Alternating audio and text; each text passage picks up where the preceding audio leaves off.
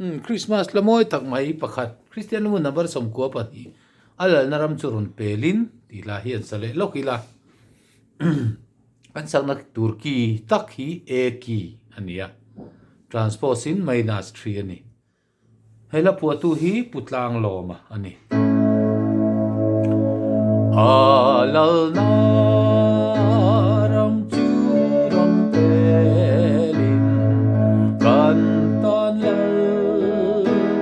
Immanuela chandam na kan dei sei fo ka tu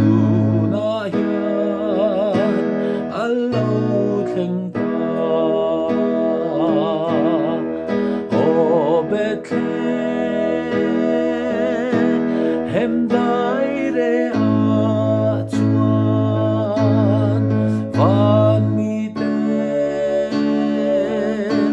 Zion lo rem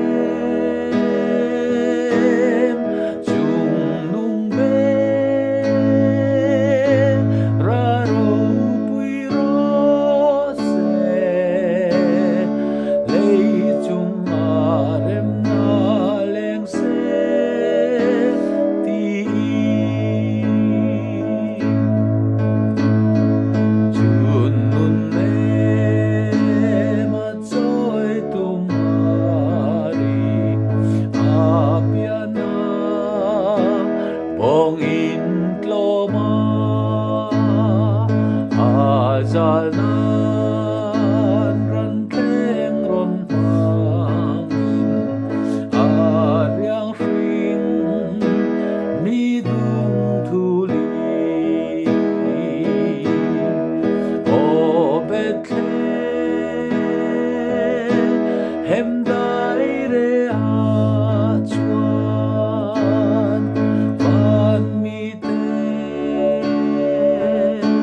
Zion lo rem chung nung be ra ro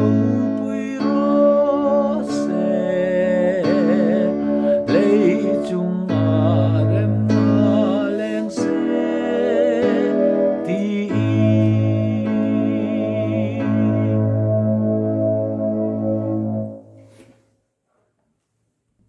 hela hi sapla chon I will sing of Jesus tiania